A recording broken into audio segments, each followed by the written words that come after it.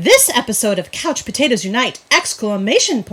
Is sponsored by Blue Bridge Games. For the games and gifts you won't find anywhere else, head to Grand Rapids, Michigan's friendliest local game store, Blue Bridge Games. Blue Bridge Games carries an extensive line of board games, card games, role-playing tabletop games, Magic the Gathering, and more. Stop into their storefront on East Fulton or shop with them online at bluebridgegames.com. You say you want to watch a drama. You say you want to watch a comedy. Well, you can watch it with your mama. Or you can watch it with your daddy. You'll even sit and watch it with your middle schooler. So you can come and talk around a water cooler. We're watching all day and all night. Couch Potatoes Unite. Whoa, whoa. Couch Potatoes Unite. Whoa, whoa. Couch Potatoes Unite. Hello and welcome to a brand new episode of the podcast entitled Couch Potatoes Unite! Which is based on a blog of the same name because our couch potatoes rotate about as frequently as these midwives. So the name really is the thing to call us. This made more sense in my head. Okay, I am the blogger in question and the self-styled chief couch potato. My name is Kylie and I love TV. If you feel the same, keep listening and or checking out our website, couchpotatoesunite.wordpress.com, as you're bound to find some common ground or something you like for Couch Potatoes Unite. We're all about the wonders and the unique long-form storytelling of the small screen. CPU! Hopes you've been following releases of brand new episodes of the podcast on Wednesdays, as well as new blog entries on some Tuesdays, and as always, we have several more new episodes on the way. Because the panelists and I live lives behind our podcast, the episodes are published once per week. Subscribe to the website or podcast via iTunes, Apple Podcasts, Stitcher Radio, Google Podcasts, Spotify, iHeartRadio, CastBox, and Amazon Music. Basically wherever you get your podcasts to stay on top of brand new episodes. Episodes already published discuss a variety of shows around the water cooler, including, but not limited to, Stranger Things, iZombie, The Good Place, Game of Thrones, Grace and Frankie, Mr. Robot, Altered Carbon, The Orville, Outlander, Westworld, Fuller House, Schitt's Creek, Marvel's Agents of S.H.I.E.L.D., The Crown, Big Little Lies, The Good Doctor, Doctor Who, and The Chilling Adventures of Sabrina.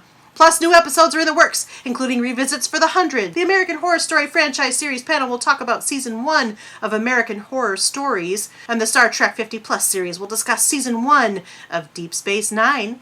We'll be launching new panels covering Killing Eve, Brooklyn Nine-Nine, American Gods, Grey's Anatomy, Cobra Kai, Peaky Blinders, The Marvelous Mrs. Maisel, The Discovery of Witches, and The Hauntings of Hill House and Bly Manor.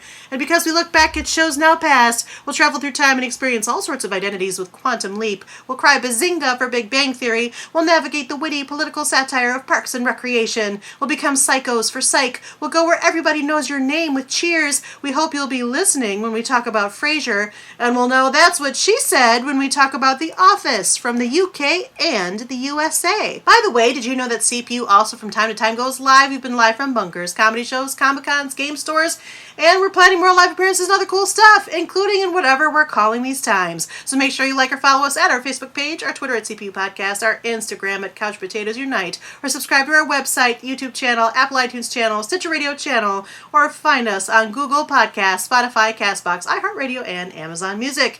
In the meantime, if you don't hear a show in this podcast format, fellow panelists and I still write reviews, and we always seek new panelists. So if you have any interest in joining the discussion, say hello by finding us at any of the outlets I've mentioned. At the very least, stop by and leave us a thumbs up, comment, or review. We like feedback, especially if delivered with Sister Monica Jones' eloquence. Today, we're back around the water cooler and continuing our Catching Up series covering a British period drama that airs on the BBC in the UK and on PBS in the USA. The series is called The Midwife, and in today's episode, episode 3 of our Catching Up series, we're discussing seasons 5 and 6, which aired in 2016 and in 2017, respectively, with a total of 8 episodes apiece, plus some Christmas specials. Further, and if you're not already aware, you should know that from time to time your chief couch potato and main moderator, me, needs a break, particularly when I think others are more passionate about the show we're discussing in the moment. Case in point, today's episode, I'm not here to moderate. Rather, frequent panelist Krista returns to the moderating microphone for this series. As our 5th most involved panelist and one of our moderating team, she is rejoined by panelists Sarah, Gina, Vicky, Allison, and of course me, kicking back as a panelist myself. So without further ado, I'd like to welcome back Krista to the moderating microphone. Take it away, Krista. Thank you, Kylie. You're we welcome. are back with call the Midwife seasons 5 and 6, covering 1961 and 1962 at Nanata's house. At this time, I would like the panel to reintroduce themselves and rate the show in the interest in our own CPU fashion. Feel free to pick more than one. I know that is a controversial opinion, but here we are. You feel everything is just as it should be, like with Barbara and Tom and or Dr. Turner and Mrs. Turner. It's not perfect, but it makes you happy, like Patsy and Delia or Trixie and Christopher. It's comfortable, and you know it inside and out, like Nurse Crane or Nurse Dyer. Things are harder now, and you're not sure where everything fits, like Fred, Violet, and most importantly, Reggie. You're lost. This isn't the place for you, like Sister Mary Cynthia. You really dislike all the warmth and joy about it. It's not efficient, like Sister Ursula. And it has reached its course, like Sister Evangelina. Who would like to go first? So my name is Gina. Hi, Very Gina. Excited to be here again. Hi, guys. So this time I'm kind of torn in between being like Dr. and Mrs. Turner or like a Patsy, Delia, Trixie, Christopher. There were some things I didn't love about this season. It's always a heavy show, but I do feel like these seasons were particularly heavy topics, one after the other. So my enthusiasm waned a little bit, but I'm still there. I still love the cast and the addition of the new characters. Wonderful. Thank you so much, and welcome back, Gina. Hi, I'm Allison. Hi, Allison. I enjoy these seasons, but there are some things I wish they could have expanded upon maybe a little bit more. I know they're very limited and, you only have 9 or 10 episodes per series, so I get it. But so I would say I'm midway between, let's say, Trixie and Sheila. It could be better, but it's mostly perfect. I also love the new characters like Valerie. Valerie is one of my faves. Awesome. Thank you. Hi, I'm Vicky, and Hi, I am Vicky. also in between Sheila and Trixie and Patsy and Delia, which would be a very good place to be. I loved everything that they got into. I just wish, and I was thinking about this today, I wish the episodes were an hour and a half sometimes instead of an hour, because I felt like a lot of things were very abrupt, and if they had just delved a little bit deeper, maybe I would have understood why that choice had been made. But I still, every time the song comes on, I can't wait to hear and watch and see it. So. Thank you. Hi, I'm Sarah. I have a little baby here with me who's making some noises. So sorry if you hear something. It's junior podcaster Lily here using her diaper, so I've just called on reinforcements. These are two of my favorite seasons. For me, this is great. So I am still the top couple. So Barbara and Tom, is that who we were? Yeah. I'm them. Them. Perfect. Thank you, Sarah and Lily. It's appropriate to have a baby on this panel, I think. I think so. So I'll go next because you go last, and I'm participating as a panelist. I'm Kylie again, which I've mentioned. I don't remember what I've been so far, but what I would say is that I think, particularly season 5, I've enjoyed the best so far. Though I do agree with Gina's description that there is a lot of sadness in these two seasons. It's not bingeable, this show, I've decided. You kind of have to go in little chunks because otherwise you'll be very sad. Especially when there are spoilers, death in these seasons that hit me a little bit hard. So I'm going to go squarely in the it's not perfect, but it makes you happy Patsy, Delia, Trixie, Christopher category, because I don't know if I still love it as much as everybody else on this panel. However, I am coming along for it now. I do enjoy the characters. The ones that have stuck around so far are like my go-to comfortable ones, and I always want to know what's happening with them, which we'll talk about. Absolutely. Thank you, Kylie. And that leaves me. I'm Krista, your moderator today.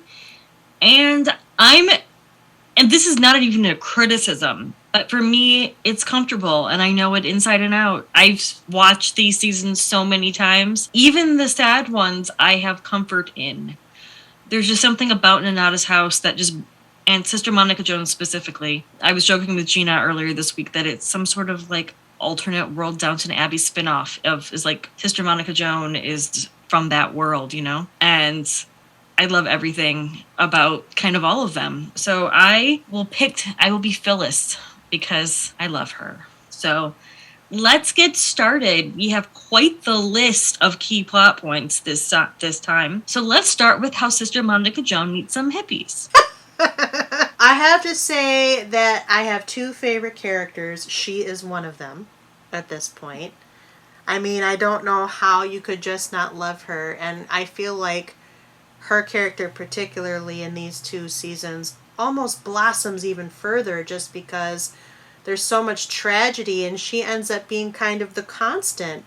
You can rely on her for little gestures, little show up of sweets, but this hippies episode to which you refer, where she basically goes back to her childhood home, was heart-wrenching.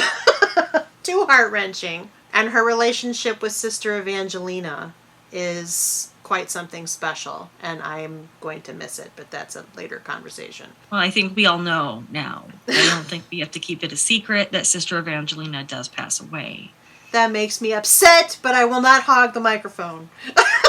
We will get, I assure you, we will get to it because the shoes, and I can't. So that was the first Christmas special that brings us into 1961 of the BBC coming to film the Christmas pageant, and then everybody has the measles. We are all distracted by junior podcaster Lily at the moment. When Dr. Turner says it's never just the measles, I don't think that's ever hit as hard to that mom.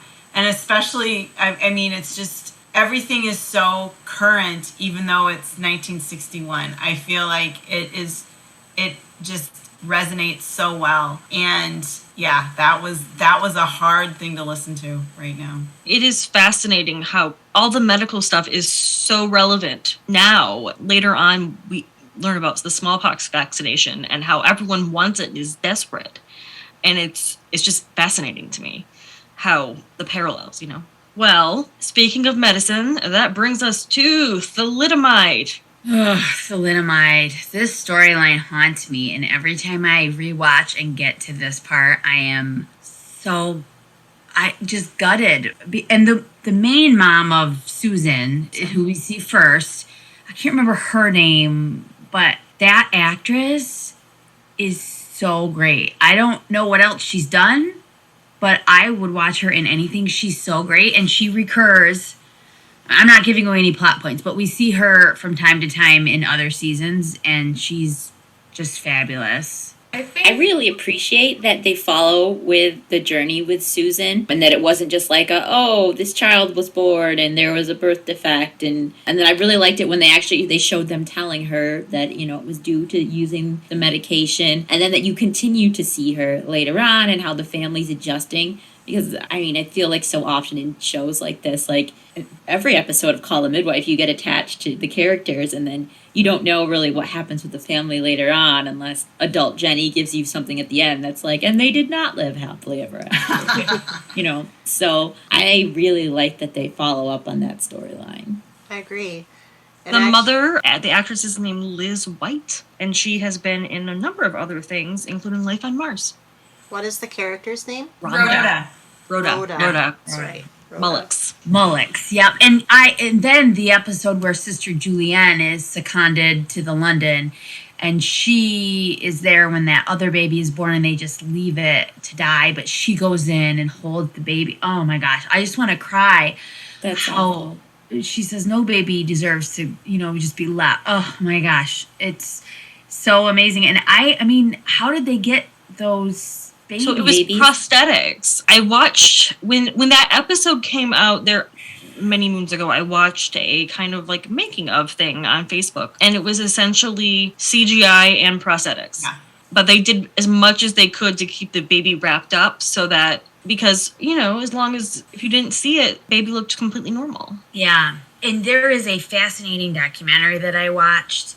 I cannot tell you how I came across this, but I think it was on YouTube about the thalidomide, not victims, people that were affected by thalidomide and how their lives are as adults and how they've had reunions. There was a particularly active member population in Canada for some reason, which they don't touch upon, obviously, in this show. We know that in America, there was a Surgeon General wouldn't let it be approved, so there weren't very many people that were affected by thalidomide in America. But, you know, in Europe, it was huge. But I guess Canada also. So I'm sure if you're a better Googler than me, people that are listening, you could find this on YouTube and maybe tweet at us at CPU Podcast if you have the link and you want to share that with all of our listeners. That'd be great. So smooth. Good at what I do, guys. Good at what I do.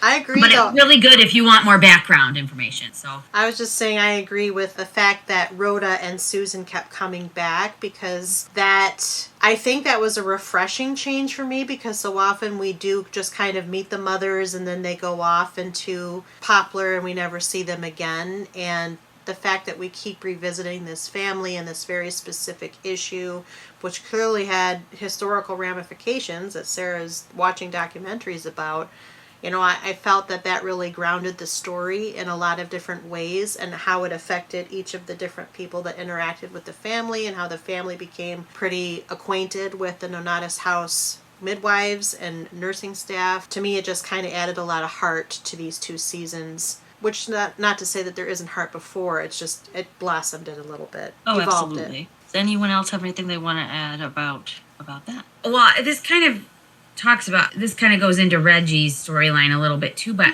I think that they're really trying to show sort of the dawn of what was happening in society, that shift between just put your children in an institution, forget about them, leave them, to the people that said, no, I'm going to care for my child at home. And not everybody had the means to do that. And I certainly don't judge people, because that was just what was done. But, you know, we see Reggie and his mom kept him at home. And that's a shift, because in previous seasons, we saw the character with Down syndrome who became pregnant, and she was staying in a home. And I think that they did a good job of trying to highlight like some of the things that were going on in the post-World War II era, and how we were thinking about people with disabilities and treating them like people. I don't know.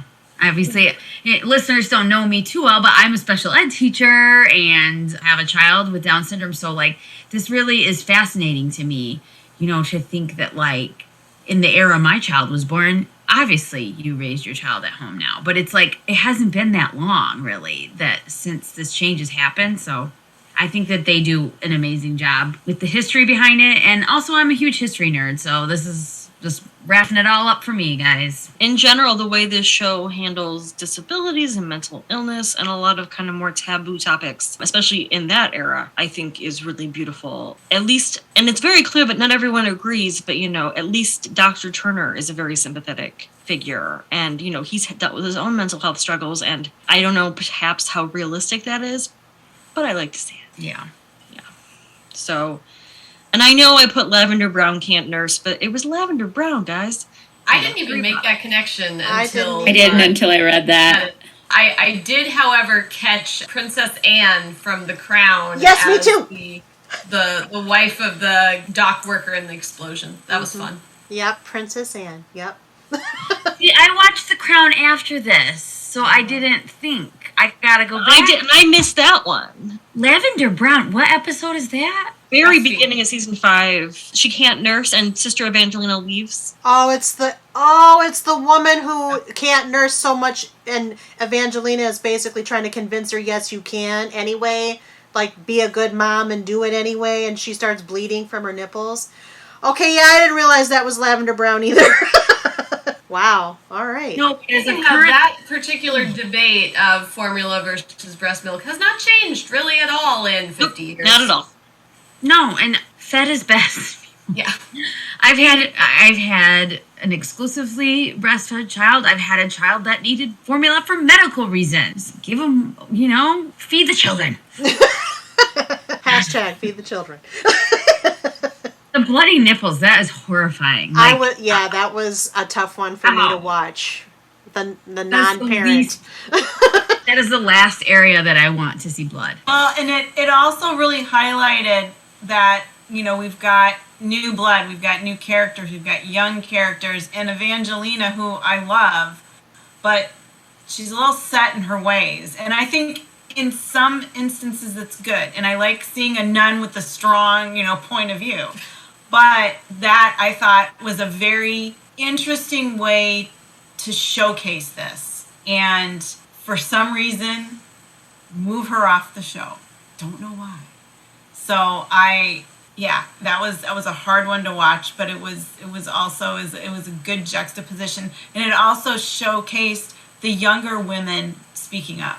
Yeah, they have a really interesting back and forth between the older, for the most part, older nuns and for the most part, younger midwives. Of course, Phyllis comes in and, there's some younger nuns too, but they do a really good job of Trixie is a modern woman and she's doing all of these things, like the keep fit and yes, I can be photographed in my leotard, which her leotards covered every inch of her skin. Like to us, that's like nothing nowadays, but they did a really good job of showing the battle between the old and the new.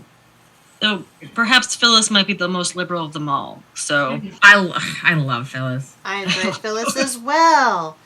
She's like friend to everybody. Doesn't matter who she is. She just is, and is totally copacetic, and doesn't even bat an eye when. I mean, this is in season 6, as she's, midwiving for an interracial couple. Doesn't even mention it. They mention it. She doesn't mention it at all, which I thought was pretty deft of the show. I mean, she wouldn't care. Right. I don't know. It was actually, I mentioned this to Gina the other day about how I love Phyllis. And when we started doing this, I was worried that everyone would be like, oh, she's just lame. And that people wouldn't find the joy with Phyllis, or it's like she's kind of just an old maid. And I was genuinely concerned. Why? Speaking of our favorite gal, I so hated seeing her so disappointed about her date. That was hard. And I did like that she ended up going still. But we never heard about him ever again. Right, but I mean, that was a sad situation. And you knew it was coming because that would just make a whole weird thing for the it doesn't fit with the balance of the show. But I loved her asking Patsy and Trixie to kind of, maybe some lipstick, but nothing too much. Well, and I think it shows how open she is to new experiences. Absolutely. Right? And that's a great thing to model for anyone, but especially for the younger women, that your newness is something to be celebrated no matter how old you are. This is, I think, it's popping forward a little bit, but we are singing the praises of Phyllis. I think it's in the teacher episode where Phyllis reveals that she went away for the weekend with a soldier. Yes. Is it during that episode? No, I can't remember which episode. No, it's the one with the young man who they had to have a shotgun wedding. Yes. Oh, yeah. Yeah. It just shows you she's so non-judgmental. And she's like, yeah, I did it. I was smart about it. I took my precaution, But she's like, it could have ended up badly. It did not. But I think that really kind of just shows you that attitude she's coming from. She's just such a non-judgmental person. And I think a lot of that has to do with her upbringing and, obviously the situation with her mother and probably the judgment that they received. But I don't know, she just, in that one scene, I feel like she got so much cooler to me because she's just like, oh yeah, whatever. She also was so aghast. Yeah. Well, I was aghast the first time I saw it because I was like, Phyllis? What? She also susses out Patsy and Delia without them ever having to confirm it. The best 1960s queer ally you could ever want. The poem she recited. She's going to support you. Absolutely. So, yeah, I think Phyllis is delightful. I don't know why you were worried about lameness. I mean, I think her matronly, iron-fisted nurse act was a red herring for what we actually got later on. And she's layered and complex and funny, and she works off both the younger and the older characters equally as well. I love her conversations with Evangelina. I love her conversation when she dotes over Monica Joan in her own way. I love when she's just talking with Sister Julienne, and then she has this wonderful friendship with Barbara just because they room together, and that blossoms over the course of this couple of seasons. So I think she's delightful. Oh, absolutely.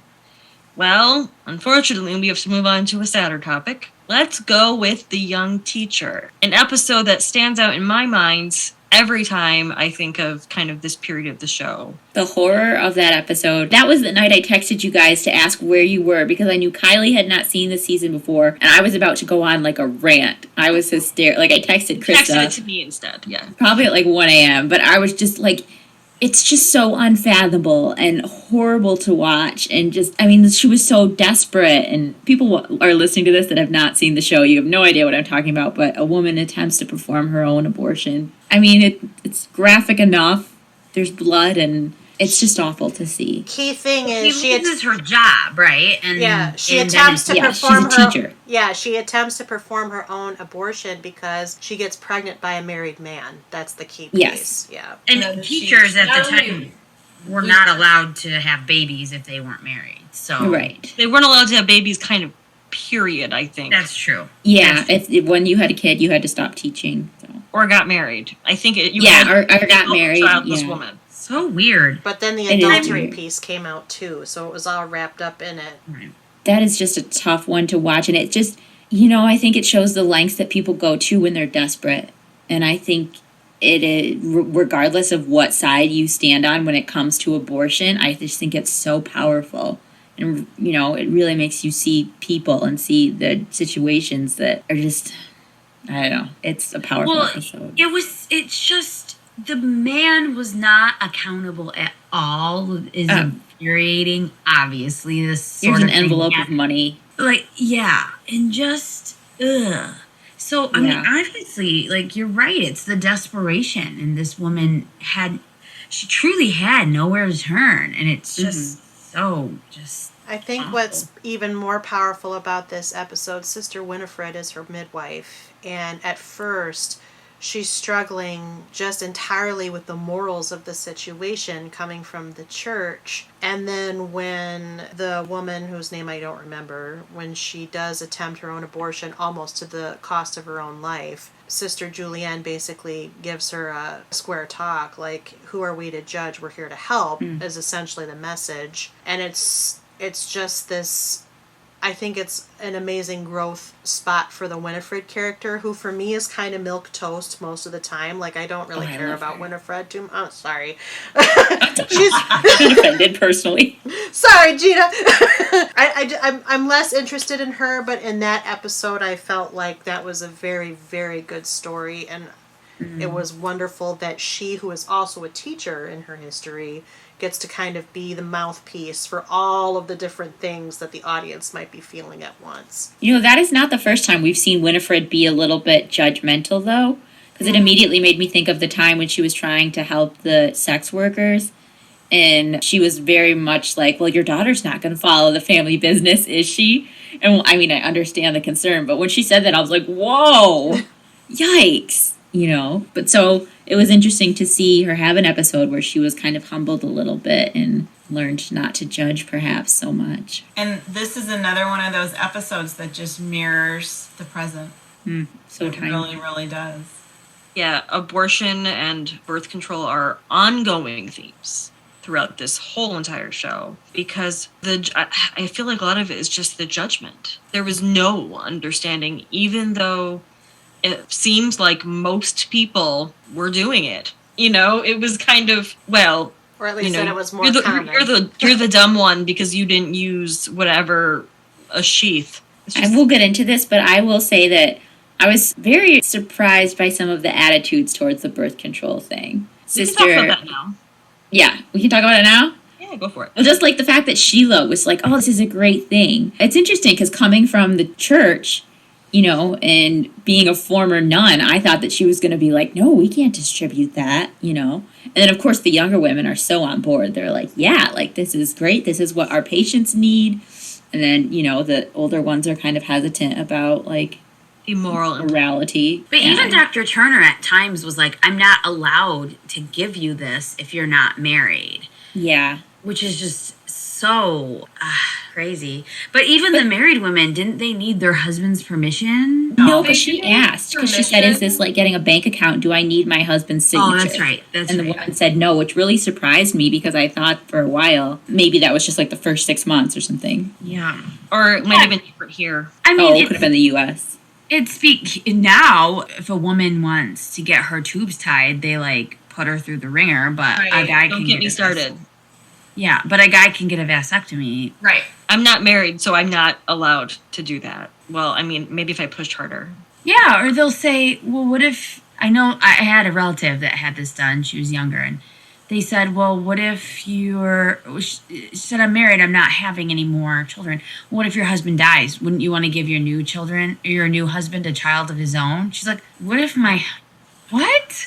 Like, who thinks like that? Like, I think I got a wonder if your husband wants children. I'm like, well, I don't, though. So, yeah, it's very, some things never change, ladies. It's a hoot. Well, and I think going back to Sheila and Dr. Turner being so enthusiastic about the pill becoming available, even if it's only available to certain women, they've seen so much living and working in Poplar. They've seen the woman with 8, 9, 10 children that she can't afford to feed. They've seen the women who have prolapsed uteruses or other issues from having baby after baby after baby. So they've seen the consequences and they know just how much their patients need it. So I think they're coming at it from the medical perspective and also like what's best for the women of our district. And also to some extent, like, it's better than nothing. Yeah. Well, and I think, the nun's perspective is very much, of course, driven by religion, but it's also driven by not a lot of knowledge about sexuality, right? Like, oh, if we give everyone the pill, then they're just going to be fornicating on the streets. When we know that that's not the way things work, right? So I think that, again, it's that age delineation. And no matter what, Sister Julianne, Sister Monica Jones, Sister Evangelina are older. And Phyllis is that bridge. And I think that, going back to what we were talking about with her one weekend away, there was a lot of stuff that happened during World War II. And that's never talked about, right? And I think she brings that, I'm going to get through this, and I'm a modern person, and she's that bridge that both sides can kind of go through. But it's amazing to me that, again, it's the patriarchy, and it's always through men, and, it really wasn't that long ago. It's terrifying to imagine, personally. But yes. Did this just turn into our Handmaid's Tale podcast? A little bit, but it's scary. Alice's got red on, so I it's do, good. I do. It's good. What I find so poignant about Phyllis's story about the weekend away with the Air Force guy is that he didn't make it. No. He was killed like a week later, and it's just so like that's what it was back then. You had to seize the moment because who knew when you were going to see each other again, or if you ever were. And then I love during the birth control discussion when she's talking about teaching like a sex ed class, and she's like, "Sister, can I say penis, please?" If you all want to form a Handmaid's Tale panel, just let me know. I actually don't watch it. I don't watch it either. There's just so much in it that I feel would be horribly triggering. I'm like, someday maybe, but... And I'm not a That's big fair. Elizabeth Moss fan. The only thing I can watch her in is The West Wing. Allison had an opinion, darn it. Collectively, the women have spoken on it. I tend to just get really worked up about even the modern state of healthcare for women. But hey. That's true. Facts are We facts. care. All right. Well, let's move on to something slightly more positive. Barbara and Tom start dating. Boo. This was a kind of weird, it just felt, what's the opposite of Trixie? Barbara. Okay. She'll be a good, I don't know, pastor's wife. I'm very sensitive about this timeline, and I can't believe I'm about to talk about this information on a podcast, but I had a very similar experience to Trixie when I was in college, and I had a pretty serious boyfriend that was a pastor, and I had a roommate that was less interesting than me, and now she's the pastor's wife. Man. And the first time I watched this series through, I was like, because I could like see it happening exactly, and exactly kind of what I felt like happened in my life. I started to notice that like he was just so taken with her, whatever. Anyways, This is not about me. Watching it now, like 15 years later, I had a different reaction. Eventually, I see that they're a better match than Trixie and Tom were, but I think I'll always have a really personal reaction to this storyline. But I don't think Barbara's the opposite of Trixie. I think she's a very strong, independent, feisty, funny person in her own right. And no, she's not Trixie at all. And Trixie, there should be like a Marvel comic with Trixie. She's so awesome. But I thought it was just so real what do you do when you like somebody that a good friend of yours used to date, and how they handled it and mishandled it and handled it horribly. I just thought that was very real. And again, it shows, I mean, out of everyone in this entire show, Trixie is the revelation, and she's the one that keeps growing, and she's the one that keeps pushing those boundaries. And even in that instance where she can show such grace and forgiveness and support, I mean, and we feel what we feel, but still, I mean, I thought it was handled so well. But I love Barbara. I think she's just such her own person, and she's not afraid of what anyone thinks of her, because she's going to do what she thinks is the right thing to do.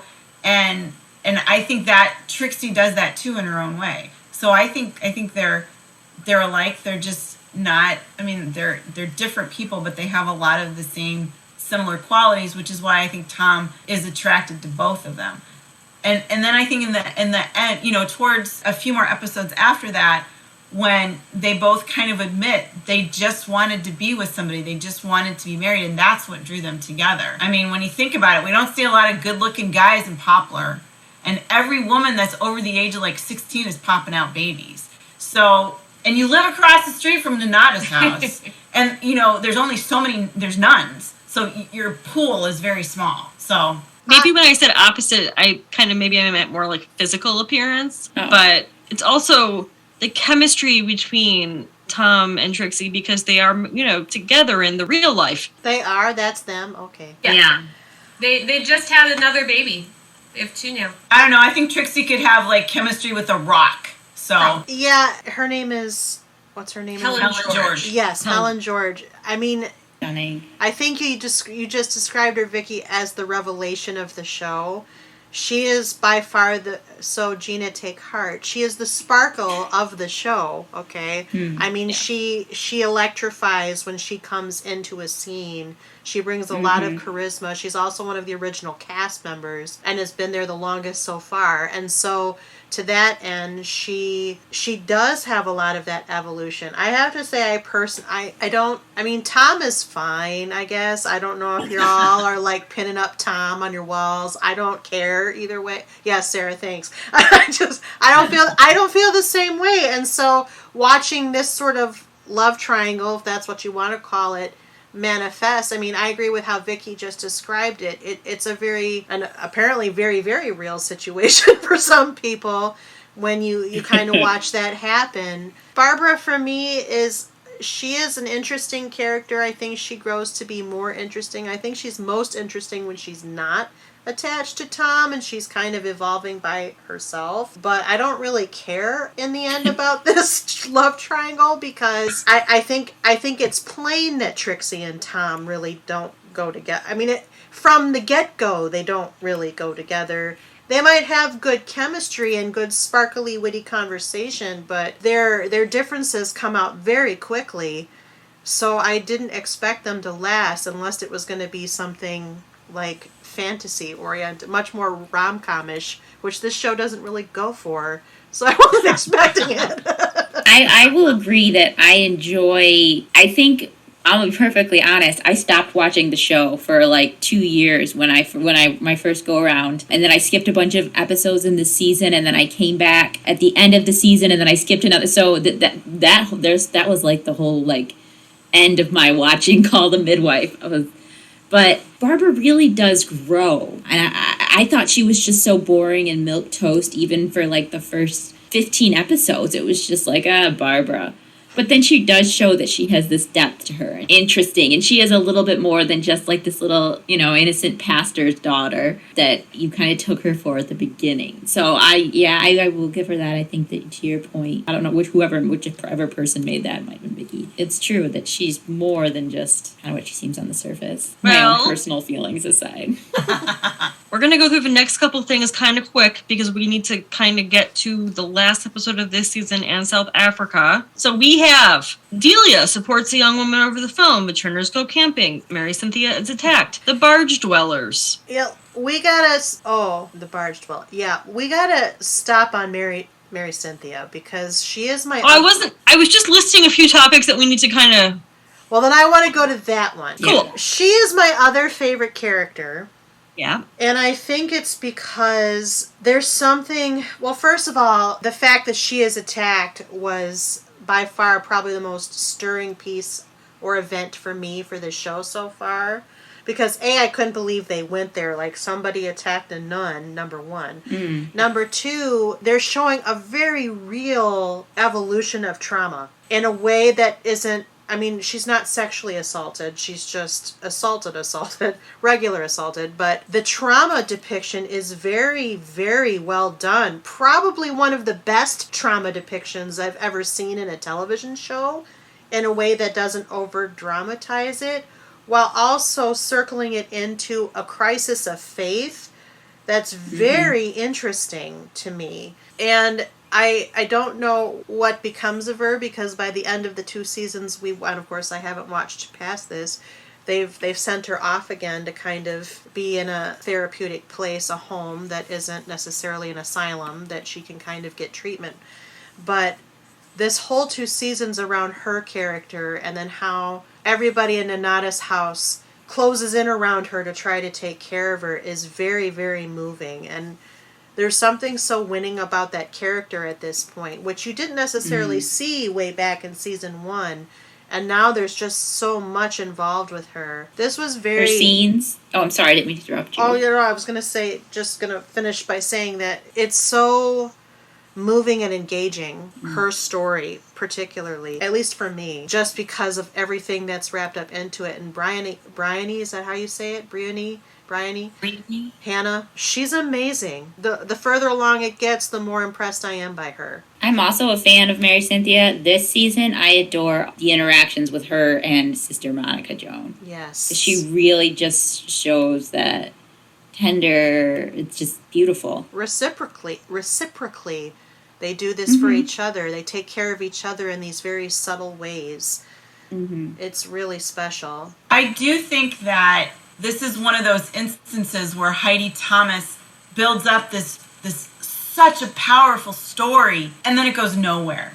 And I do. I think that she's kind of shuffled off, and I kind of understand it historically speaking because that's what we did. We sent people away. But on the other hand, I think that it's like she gets us all worked up, and these horrible things happen. Okay, we're just going to send her away. And then I don't feel like the integration back into the storyline happens. And I don't understand why. If I was going to talk to her, I would ask. I think, correct me if I'm wrong, I thought Allison might know this because she always knows things, but I think that actress was pregnant, right? And they had to get her off. May have been. I'm actually on her Wikipedia right now because I wanted to see if I think she had a baby in 2014, so that makes sense. Yeah, and matches up. And I think it was not unexpected, but I think they'd had her go away to become a nun, and then she was back, and then she was pregnant. So I think they had to do something to get her off again. And I don't know. I know too much. Have we caught up to everything else? No, not everything. No, okay. So you'll see more, Kylie, but you'll kind of see what we're talking about. But she's 37 years old right now in real life. Does not look 37. No, it does not. No, that was using sunblock. But also, the real life Sister Mary Cynthia, this is kind of what happens. It did? She got attacked? No, but she kind of just goes away. Oh, yeah. She has a mental breakdown and goes away. If I recall the 3rd book. I don't remember that from the book. I haven't read the 3rd book, just the first 2. I've only read 1. There's more than 1? Yeah. There's two by all Jennifer, I 21. believe, and then the third is like stories her sister wrote that she told her. It goes Call the Midwife, In the Shadow of the Workhouse, and then Farewell to the East End. Okay, so are all of those three, those are all the Jennifer ones? Yeah. I think Okay, so. and then there's the one the sister wrote that's just Yeah. adjacent. Not as good, but. I have not read the sister one. I have read 0 of these books. Be Now, surprised. the first one is the first season. I mean, Yeah. you don't need to. Yeah. It's exactly the first season. Pretty much. Not in that order. And then the second one has some interesting things, like stories that we haven't actually seen. Like there's a whole section that Sister Monica Joan talks about phosphorus workers in the match factories and how they got Fossy Jaw, which is the precursor to the Radium Girls, basically, if you're familiar with them at all. And it just goes into like workplace safety, workers' rights. And so that was really interesting. I've always wished they'd explored that on the show, but we're a little late for that because it was like a long time ago when Sister Monica Joan was new on the scene of Poplar. But they're worth reading. Well, I love reading, so I'll check them out. I guess I think I own them, so I have the first one, if anyone wants to borrow it. I just wanted to bring it back around, though, to Mary Cynthia, since Vicky said that you felt she was shuffled off. See, first time watching, I didn't feel that way just because it seemed like her, for lack of a better phrase, psychological breakdown was so acute that she was interfered with her competence, basically. It interfered with her competence as being a midwife, as being an effective service worker of the Lord, if you will. So I guess I didn't take it that way, and if she's coming back, I think that's okay. Well, and I was kind of foreshadowing, and I agree that probably was the best solution, and it's always great to look back because you know what's going to happen. But she does come back in season 6, and we can talk about that then. But I just felt that, again, it was this great thing, and it didn't go a lot of places that it could have. Put a pin in that. We'll get to that later. There you go. Hashtag pin. all right, Sister Evangelina. This was one of the ones I skipped. I'll say that. And then I told my best friend to watch this show. It's a great show. And then, she just, binged it in 2 days. And then she texted me and she's like, Sister Evangelina dies? And I was like, what? Sister Evangelina died? That was in my, I refused to watch this show. And that was, so then I went back and watched it, and that was horrific. But Watching it. that character, but I think it was a beautiful end. It was a beautiful end. And Fred finding her was the most appropriate. Yes, that was great. But why do you have this thing where, we have Lavender Brown can't nurse, and Sister Evangelina goes away, and then she comes back holding her arm, having a stroke, and she's there for 20 minutes, and she's gone. I'm with Vicky. On this. It did seem like a weird choice to bring her back just to kill her. Again, I wonder. Something that some Was other she pregnant? We don't know. No, I doubt she was pregnant. Scheduling. But yeah, I wonder if she went off to shoot something and she just wanted to be done, so they brought her back to say goodbye, and it was clunky writing. I feel like it has to be something like that, but... I always think of when Matthew Crawley was killed off of Downton Abbey. Spoilers, I suppose, if you have. We've already done a Downton Abbey podcast, so if you follow the podcast and you're spoiled, I'm never by gonna this, watch it. Wait, you've never done a Downton Abbey one? We have done a Downton Abbey. Oh, okay. I was like, what's wrong with you? So hashtag spoiler for Downton Abbey. If you don't know he dies, watch this series. Yeah. Or watch the new movie that's coming out. Who asked for that? I'm still going to see it, but who asked for that? All I the only things. saw the one episode where the lady died of toxemia, preeclampsia. Yeah. That would be One of my Lady favorite Sybil. YouTubers is a OB, and she reacted to it, and I was like, oh. This is Lady Sybil, and that's for our Downton Abbey podcast, which I said we already did. Allison, continue. Dan Stevens was like, okay, I'm going to leave, and they kept offering him, different plot lines, well, we could give you a foreign posting, we could do this, we could do that. He's like, no, I need you to kill me off so you don't ask me to come back in 2 years. It was the gist of it. He wanted the book closed on that character. He did not want a possibility for a return. Well, it also narrowly closed the book on his career, but that's a whole other thing. Yeah, but then I mean, he did Beauty and the Beast, and he did... It worked out for him. He figured it out. It just took a hot minute. I guess. Exactly. Ouch. But you're probably right, Sarah, but I agree from the viewer's perspective. I agree totally with what Vicky just said. It would have almost been, even though the funeral and everything was very lovely and Monica Jones' breakdown was simply heartbreaking, I almost wish they'd have done that, and then that had been the end of the character, and then a little bit more of the season had continued, rather than sending her off to the mother house, and then she comes back for, a hot second only to die in the chair, which is fine, that really happens in real life, but... Sure. I mean, it's definitely the way that she would have wanted to go. I mean, she just had a wonderful day's work. She delivered a beautiful baby. Everything was great. And then she got to sit in front of the fire in a place that was full of people who loved her. And I think it also really highlighted how the people of Poplar gave back to the entire staff in different ways. I mean, we have when way back in, I think, season 1 into 2, when Tim has polio and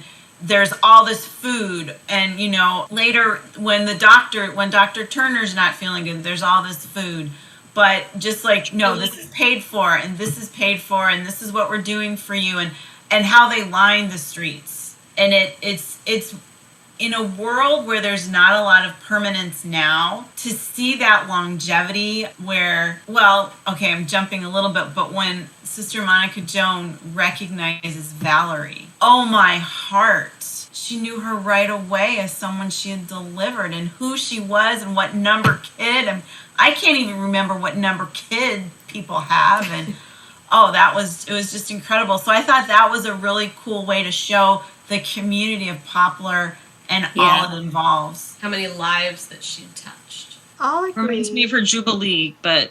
Yeah, and Timothy was one of Sister Evangelina's, right? She delivered Timothy. I mean, yes, all of that is true, but still. Totally. Exactly. Then we go to South Africa, and Trixie performs a C-section with no training. Yeah, but She's observed. No, I mean... Did they ever teach her how to do that? I love it. I love it. Oh, I loved it too. Trixie's amazing. The thing is, though, she's probably seen enough. I'm not advocating anybody go perform C-section. Okay, guys, don't do it. But that lady was going to die. So at that point, I think they were like, there's nothing to lose here. She's going to die if we don't do this. And I love that it was Trixie that was solid enough to do it. Oh, she's the best. She is. It makes you truly think if she had been born 50 years later, she would be some incredibly famous OBGYN. Yeah. Oh, for sure. It wouldn't be the Lamaze method, it'd be the Trixie method or something like that, This show makes me want to just deliver a baby. Like, one time. Just one time. Just do it. And I have 3 babies, and I have no idea what goes on down there. Like, I don't get a mirror. Nope. Got me a nice cozy epidural. Because Vicky's giving me the thumbs up, because that's the way to go. But when it's happening to you, it's different. But I would love to just deliver a baby. Sarah, if I ever had a third, I wanted a dart gun in the parking lot in my 9th month with an epidural for like the whole time. That's gonna wake you up a week later. That's almost how I did my third one. I got an epidural at like 2 centimeters. I'm like, or 2 centimeters. Is that what it is? Centimeters? Yeah, it's centimeters. That sounds huge. Yeah, I went right in for the epidural, guys, because I'm like, do you have an epidural now? Maybe I just want to be on the show and pretend to deliver a baby. That's probably safer for everybody involved. If I'm not based on Gina and my face, I would prefer never ever to see a baby being delivered ever in real life. Really? I mean, I taught sex ed for 7 or 8 years. Picture diagrams were traumatizing enough. You'd think I'd be more hardened to it by now, but I'm not. It horrifies me. So, anyway, we're proud of Trixie. She's great. And if I had to pick anybody on the show to deliver my babies, well, I'd probably pick Dr. Turner, because I think a doctor should be there. But Midwife, I'd pick Trixie. I was going to say, Sarah, that if your dream really was to deliver a baby, it's never too late to do the thing. Maybe not like an improv C-section, but you can learn how to be an obstetrics person or an OBGYN if you midwife? You could be a midwife. You can be a They're midwife. making a comeback. Guys, I'm not the face you want down there. I can educate your children, but I don't think I know enough. I know I could go back to school, but I've already done that. I've got a lot of degrees now, so I'll leave it to the qualified professionals. But I don't know. Maybe someday I'll be a doula or something. Who knows? Do you know what that is? Everybody Yes. Training to be a doula. I know there's a difference between a midwife and a doula. Gun to my head, couldn't tell you what the difference is, but I know they're different. But you can't give an epidural if you're a doula. That's so true. From what I've both kids understand, were almost named after anesthesiologists, so you know. Doulas don't deliver babies. They're just like paid. they're like postpartum work. That's mostly what they're It making. can be during the delivery, but they're like highly good at like helping with natural pain relief and just like that a kind of paid thing. coach that you would have there. We actually have a friend who recently had a baby with a midwife at their home. Wow. Wow. Good on them. Did they put the pad down? Oh, I don't know any details. I just that's all I know. I actually You can saw do it. my OBGYN on a day that I had binged like 7 episodes of this show. So I wanted to talk about it because I assumed she'd seen it. She'd never even heard of the show, first of all. Oh my I god! was like, what kind of doctor are you? And she's like, well, if we're I'm an being honest, she's like, OBGYN. I'm really concerned about midwives delivering in the home. Like, it just doesn't seem right. And I was like, okay, this was like 50s London. Like, there weren't a lot of other options. But I thought that was interesting that she said that. And I was like, well, it was a different time. But I just found that interesting. Yeah. All right. Do we want to talk about South Africa anymore, or move on to Sister Ursula? The The ring. blade of grass. The ring. Oh, yeah. That was cute. It was so them, I thought. It was very much in keeping with who they are and their personalities and how similar they are, in that, like, it doesn't matter if her ring is made of grass or gold or it doesn't even exist, because what matters is they love each other and they're going to commit. And I just who's gonna stand by propose my is earlier cute. position about this couple. That's it. I mean, I would it's just like fine. to say I love the bitchy woman doctor. I loved her. Dr. Yeah, she was Myra. Dr. Moira. Even to the point of, this is what I've got. I don't really care what you think I've got. I've self-diagnosed. Will you please leave me alone? I've been here for 20 years. I don't need you. I thought that the one woman who had the hysterical pregnancy was just heart-wrenching. That was heart-wrenching. I know it had a happy ending. She became the new administrator for the clinic, and that was really meaningful. But the things that our bodies do and are capable of to kind of stave off heartbreak, that poor woman, and that actress was amazing. Yes. I mean, she really made you believe it. Their casting choices are always top-notch, I think. Yeah. All right. Dun, dun, dun, dun, dun. Sister Ursula. You know what's funny? That's my first grade teacher's name was Sister Ursula. So I'm like, yes? Coming Sister in, Ursula? She's shaking terrible. things up. He's Yeah. such a hag. At least she's only there for 3 episodes. Right. She is only there for 3 episodes. We had to like psych ourselves up. We came to that and I was like, I can't do that tonight. I cannot do Sister Ursula tonight. So we had to come to a day where we had like happiness so we could watch the 3, get them out, and have the happiness sucked out. So it was... Oh, jeez. Well, you heard my description up top about how she hates warmth and joy. Yeah. Yes. She's like a Death Eater. She's She a is. Dementor. She's a Dementor. She's the umbrage of Yes. the midwife. I will There's a say, lot of and this Harry is the Potter only thing I'll say corollary. in her defense, she's quite good with Mickey, the little boy with the eye patch, whose father is abusive towards him and his mother. And when they come to Nanada's house, because his mom has been locked in a room while she's in labor, she is very kind to him and says... it's That time to surprised get me, him actually. Now, like, yeah. Yeah, I know. She It's like, does have a heart. It's just Yeah. really far down. I want to adopt that little boy, by the way. That little kid actor. so was cute. cute. Yeah, sister, they tried hard to give you a reason to sympathize with Sister Ursula somewhere midstream, but I just thought even that excuse of some prior failure led to... It's like Professor Snape. She's very... since we're going in with the theme, apparently, she's very Professor Snape-like, yes. All this prior... a little bit of a martyr complex and a little bit of true feeling about failure all rolled up into I'm going to make everybody else as miserable as me makes for not a very fun character to watch. But I suppose every show needs a villain from time to time. She got to play that part.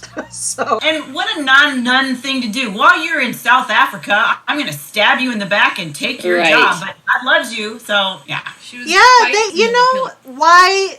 That is something, actually, that's a criticism I have on the show, is like, why specifically was Ursula after Nonna's house? I don't know that was ever made clear, or why she was so, like, down on Sister Julienne. Everybody loves Sister Julienne. Like, what criticism would the mother house actually have ever had of Sister Julienne? Why was Mother Emanuel Jesu mad? Jesu Emmanuel. I don't know. Another thing to ask Heidi. Okay. We got a list going. Heidi, if you're listening, you heard Sarah. Tweet at CPU Podcast. We have questions. Yeah. So, Patsy goes to Hong Kong. Mary love Cynthia Patsy. is sent to the mother house. And then there's an explosion on the docks. And we meet Valerie. Valerie. I love Valerie. She's awesome. It's fun. Yeah. I love it that she's from there. I love it that she looks like Audrey Hepburn. She does I look love like it that Audrey Hepburn. she's just kind of, she's so fun and fashionable, but I don't know. I just love her. I love her attitude.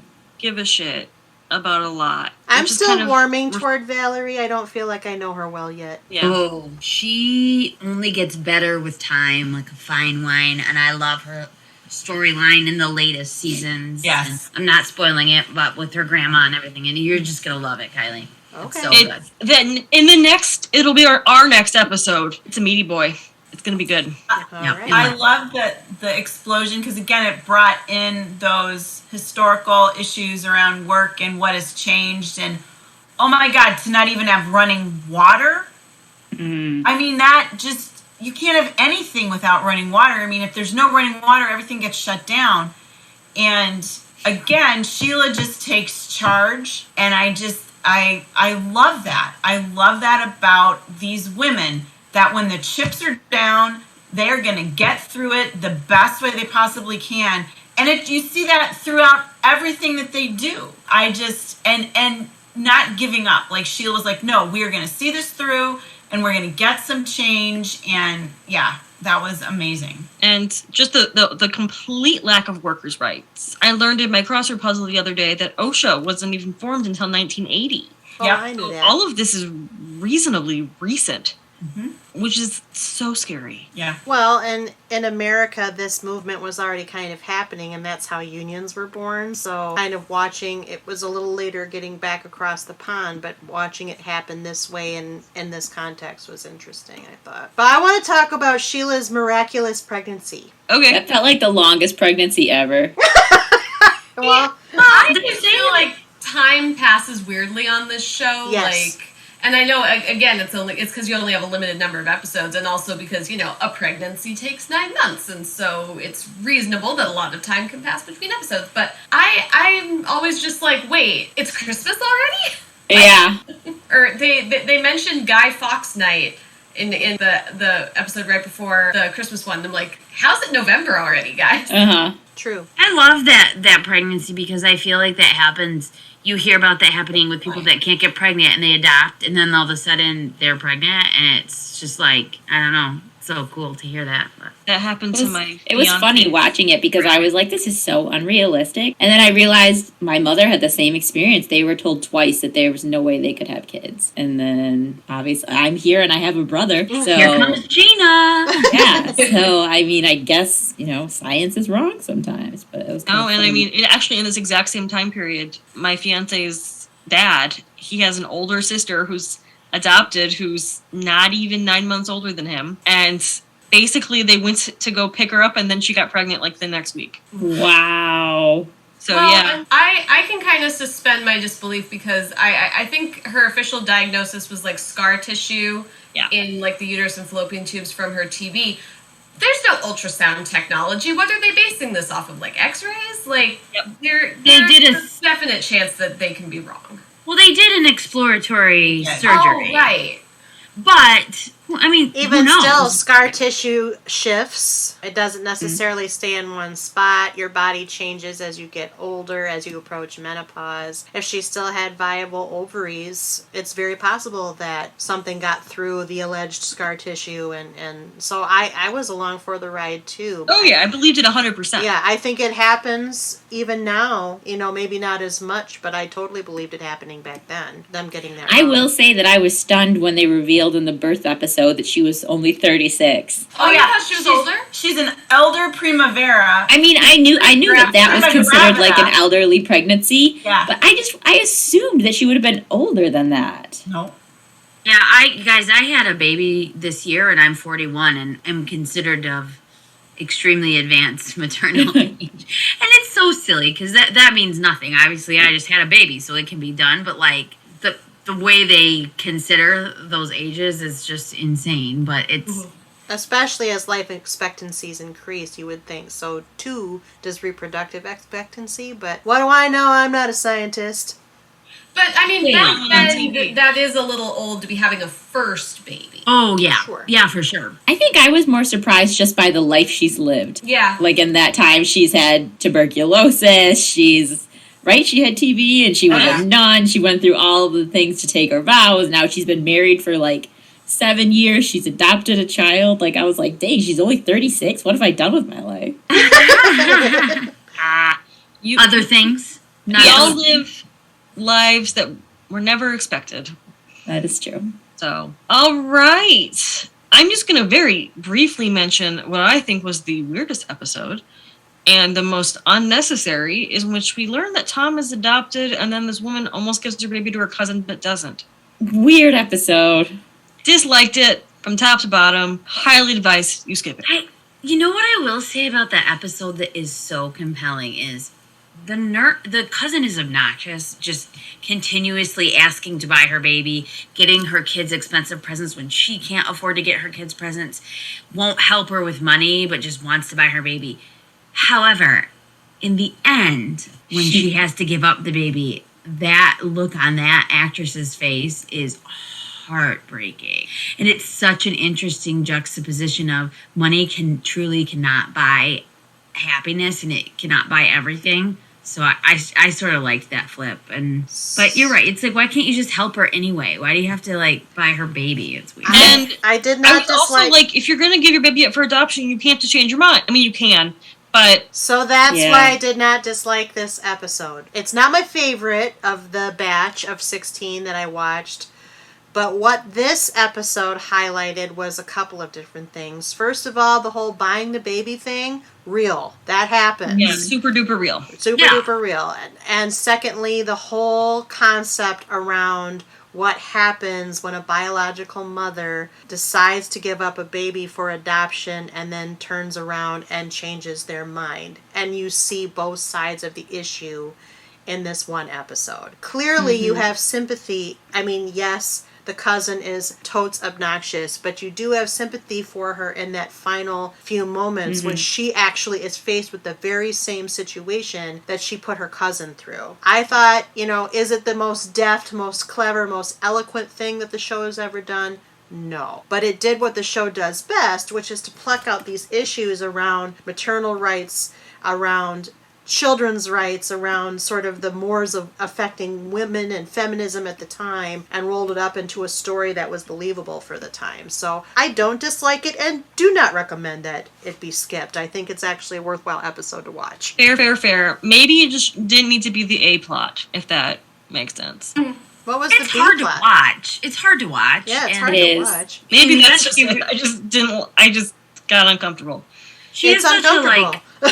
like a casual attitude. Oh, well, you already have 2 kids, so you can give me this one. Wait, And then wait. in the end, she realizes, oh, you can't just give up your baby. It's, I will say we don't know that she never offered to help them financially before. If there's one thing we know about the people of Poplar, they are proud and they don't like taking charity from anyone, even since from I relatives. just watched, sorry Alice, I didn't mean to cut you off. Since I just you're good. watched this episode, that's in fact what happens. The mother of who's having the child, does make a point of saying, she keeps offering me money and we don't need that charity. She says that at least a few times. And then the cousin, in one of her more demonstrative monologues, basically talks about that very same thing. Like, we've offered to help, she won't take our money, blah, blah, blah, blah, blah. But then it does become focused around the infant. But that is discussed. So, Allison, you're right, is really where I was going. Yeah.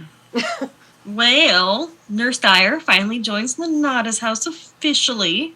Her first day is truly so adorable to watch her come in and get to be with the Nonnatons that she's spent her whole life idolizing. So cute. And Trixie meets Christopher during a unexpected and kind of gross scene where a woman has all of her teeth removed and then goes into labor. Yeah, that's tough. But she was described as the most, Unpleasant unpleasant woman in Poplar, and it's all because she had bad teeth. And we all know that dental is not included in the national health, and still isn't. So there's a good reason why British people don't have the best teeth. But the minute those teeth were out, she's in a better mood. She's in pain, right? I mean, Yeah, she's in horrible pain. No wonder. And she's pregnant. Ugh. Dental isn't included in the national health?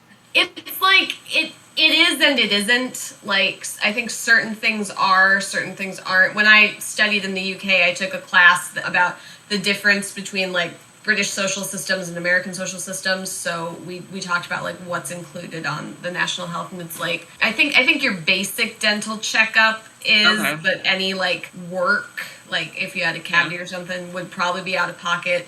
But not nearly as much as we'd pay here. I think braces as well.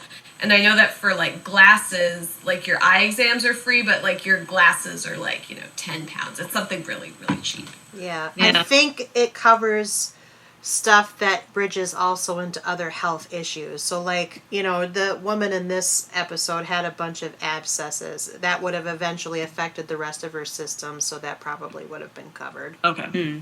But Well, yeah. and we all know from all those posters at the dentist that like having issues with your mouth can lead to issues with the rest of your body. Like, it's all connected, and yet Right. we pay Yeah. for them separately. I like Christopher. He seems seems like okay. a really nice guy, and I just want Trixie to be happy. It's been 10 years. Can the woman be happy, please? Mm-hmm. And I did really appreciate and this might have even been the previous season, but the conversation that Trixie and Phyllis had, when Phyllis said, a lot of women, and I like to think I'm one of them, make a very good go of being spinsters, but I don't think that's going to be you. Yeah. Well, and she's got clothes that match the car, so obviously this is going to work out, right? Right. Are we to the episode with the woman with the surgery yet? Which surgery? Which surgery? Sorry, the woman that had the genital mutilation. Yes. No. I think that's very early on, isn't that Sorry, I thought it was... Valery's first day? It's Or like season It's like her 6. second day. It's like her season second day. 6. We can talk about that. I put it out of my mind. So please, what would you like to say about that? I'll just say that I thought it was interesting that they were so surprised by it, because they do seem to have a little like United Nations in Poplar. There's people from all over the world, and I was surprised that they hadn't encountered it, and they made it sound like, oh, well, it's just like a regional thing and whatever. But like, I mean, it still happens today, It does. But they So, did say that most of those ladies choose to go back to their countries to have the babies. So they wouldn't have seen it. She wanted, because remember, she wanted to go back, but That's right. got breast Okay, baby that makes food. sense then. Well, no, she said most of them go home and don't stay in England, but my husband's more handsome than theirs are. Right, yeah. That's right. I No, go can't ahead, Jen. imagine any of that. So much pain, like unbearable. But at the same time, and I think the show handles this with a lot of sensitivity and grace, it is showing these cultural differences. I love when, I don't remember her name, it might be Nadira or something similar. I believe that's it. When she tells Valerie, in my country, women don't take their husband's name. They have their own names from their own families. Yeah. And how she's like, you're judging me for this. I'm judging you for your patriarchal surnames. Like I think it did a good job of showing how Valerie particularly reacted to that, and I think it'd be interesting to see, like, I don't think Trixie would have had quite the same reaction, or the other midwives, but it was Valerie and Barbara. Yeah. And they were, I think, are probably the most green of our current crew. But Barbara has made a point to learn languages and is very culturally competent and culturally sensitive out of all of them, I feel. So I thought that was actually a good combo. I'll agree with that, though. I liked it when she said, like, you're going to send her back to be butchered by some man, or however she put it. And she was like, no, where I come, like, a mother does it. And kind of turning that on its head, like, really. And that her husband wouldn't find her attractive if it wasn't like this. Yes, that was really interesting to me. Sad, obviously, but I think that did a good thing of showing, like, I guess just that it's a cultural difference, you know, and that in her eyes it wasn't like she'd been tormented. Well, it was when she was giving birth, though. She was afraid. Well, yeah. She had, like, PTSD, basically. Yeah. Right, but then, I mean, you know, she was, I don't know. Then she sent her sister anyway. Mm-hmm. Yeah. I wonder if her sister ever became a nurse. That's a whole nother show. Right. I was saying that I love Reggie so much that I just put him in way before season 6. Like I kept thinking, he's going to show up. Yeah. Where is he? Because he's such a part of it from that point on that it's just like infused it. The missing piece for Fred and Violet. And he's another like heartbreaking story because, you know, his mom chose to raise him at home and then she died. And like, I think that's like every parent's fear, but maybe it might be magnified for special needs parents where you're like, they have to be okay after I die someday. Right? Like, and just such a sad situation. And luckily he had family, you know, that could take him in. And yeah, it's great. Yeah. But I mean, that was, I'm sure, a common problem. And they looked at an, I guess, institution for him, but ultimately they chose to find something different for him. And I'm, you know, so happy that the way that story came out, but you have to wonder the place where he found the kind of a group home, I guess. And yeah, luckily they had an opening and it was close by and he could still visit. But in reality, we know that those group homes are, you know, few and far in between. Like, so sorry to bummer. There's almost a throwaway line when they're searching for a place to send Reggie where Sheila says that St. Gideon's closed. And that was the place that Sally, the girl with Down syndrome, was at. And it's an interesting reminder that some of these nicer institutions are closing a lot during this period, whether for lack of funding or talk about one of the asylums closing, which is, I'm not saying it's a good place, but these people still have to have some place to go, and they're just like kind of cast out like, okay, good luck. So it's kind of a turbulent time for anyone who knows or loves someone with special needs or any kind of mental health issue during this time, because it's kind of transitioning from that institutional environment to something else. But they're not really given any alternatives. I did not make that connection hearing about St. Gideon's, so thanks for highlighting that. I heard the line, it didn't register. I think that's what it was called, right? Yep, definitely. And in touring facilities, we learn where Sister Mary Cynthia is. Yeah. And Sister Monica Joan in these episodes, waiting outside the gates for her sister. So heartbreaking. And so I believe, I don't know, it was beautiful in a terrible, terrible way. Just the unfiltered love, I guess. Well, that's what's the best part about Monica Joan, right? Is she has this unbridled love for everybody that comes through Nonna's house, more or less. Maybe not Ursula, but everybody else that comes through Nonna's house, but especially those who take the veil. And I think that with the loss of Evangelina so fresh for Monica Joan, it's especially moving when she fears that she's losing yet another sister, and one that was so new so quickly. I really think it again juxtaposes the older sisters and the order with the younger women, because you have Trixie saying, where is she? Where is she? And Sister Julianne will not even consider that the mother house has done something wrong.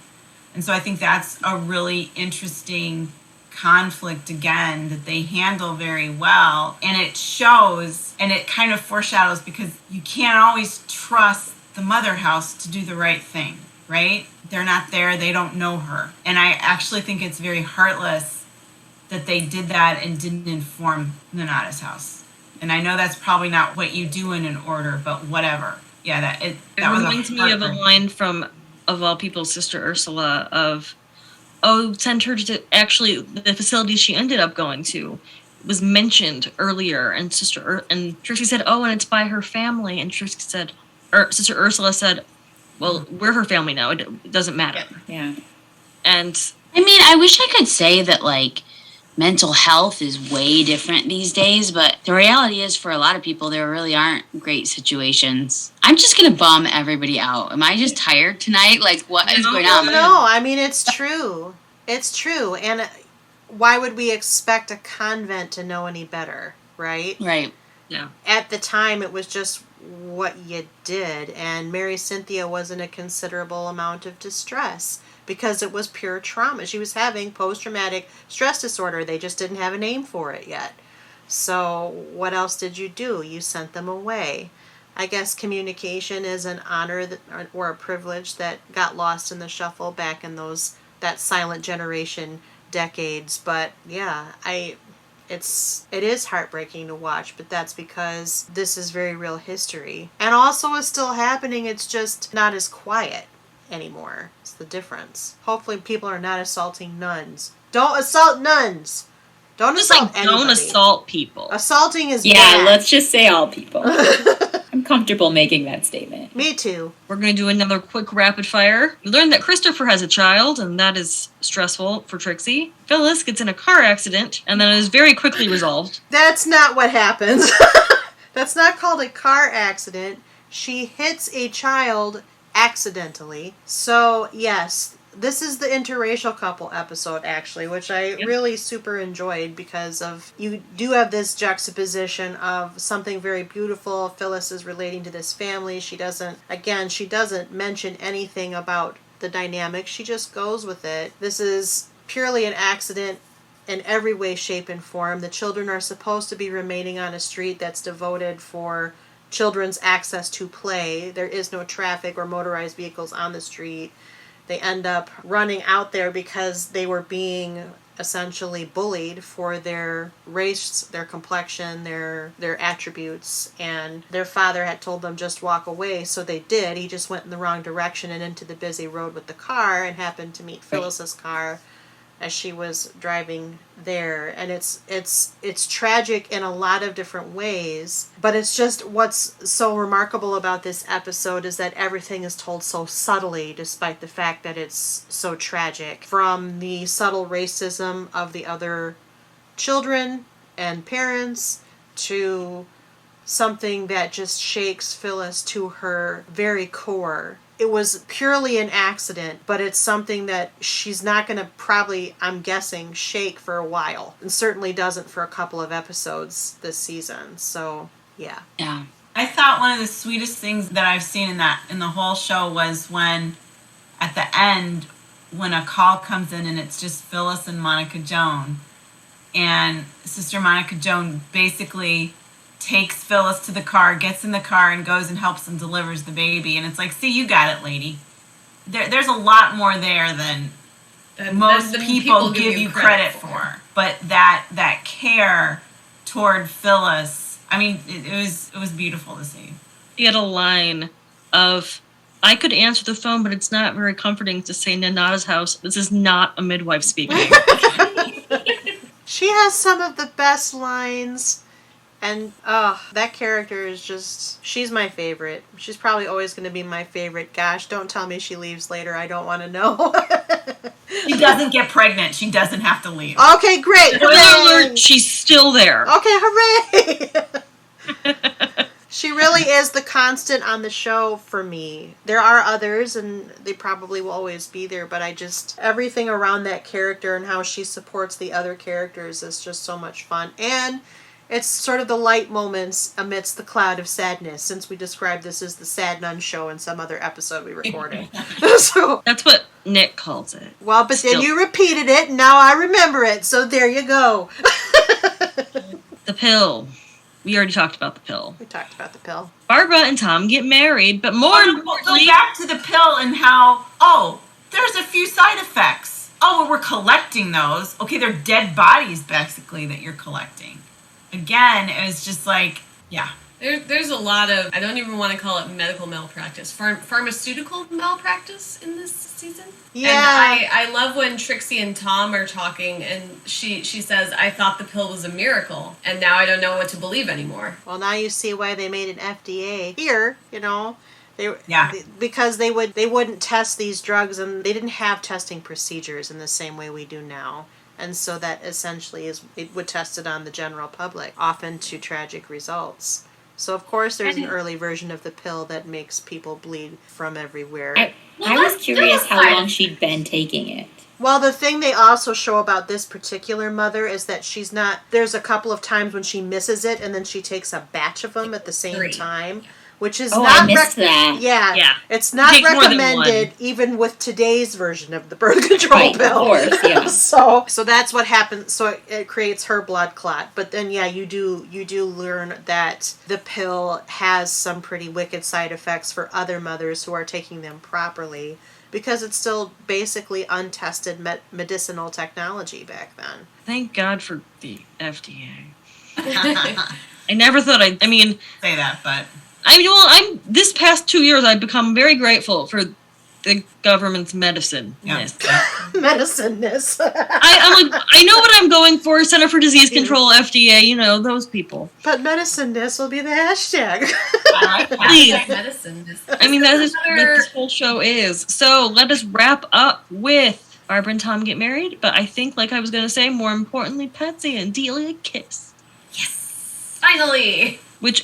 That's really who we're shipping. Like, let's be real here. Oh, my main couple like always Patsy's been Turners, return. but... I didn't really love Patsy's return either. I felt it was... I wanted to see more, and also the happiness and I don't know. I just wanted more. I wanted a big romantic, and the fact that she didn't write to her, and then Delia was all worried that she wasn't coming. I don't know. Well, she was on the ship. Didn't track with me. She was on the ship for one thing, and also they couldn't have done anything big and dramatic. Can you imagine what would have happened? That's Well, true. it didn't have to be dramatic, but she could have looked happier to see her. She just looked so serious when she showed up that, I thought she was going to break up with her. Oh, I don't know. I just think that's Pat's. Yeah. I don't know. I felt like No Patsy was a little more emotion, no. demonstrative than that. I still can't not see Camilla, so I Fair. I watched these the other way around, and so I recognize all the crown people and call them midwife. But I feel like it's a great seed. I didn't feel the triumph over this kiss. I'm sure there's more to come. But I agree with Gina. I felt it was kind of cheated, rushed in the moment, and so it felt like, there was a moment like this in The Good Doctor too, where it's a long-standing simmering boil of stuff. We know these two love each other, but I felt it was a little rushed to be at the end of the season in the way it was. Although very beautiful with carousel silhouetted in the background. What a grand gesture, Mr. Tom, the Reverend pastor guy with his carousel. So. The only thing about the carousel that I'm not a fan of is there was never a mention ever of a carousel previously. Barbara talked about it. Yeah, she talked about it. That was one of her favorite. In that episode, though, just in that episode. Yeah, it was a series of events where she mentions the carousel, and then Trixie says, find a way to do something nice for her, and then he gets this wad of money from his stag party, and then he uses the wad of money on the carousel. There was a whole progression. Okay. I missed that, apparently. And I love a good throwback, so for me, it would have been a better payoff if it had been mentioned way long time ago, and then... That's what I think, too, yeah. He should have gotten her, a big bouquet of those lollipops that she's obsessed with. Yeah, that would have been cute. Or a whole set of grass jewelry.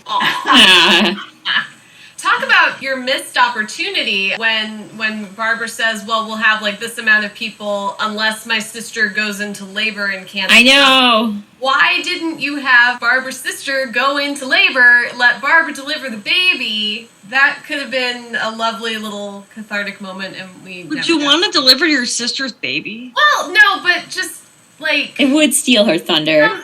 We've not gotten to see really anyone's Hey, Monica. family aside from parents, so it'd be interesting to see that sisterly relationship.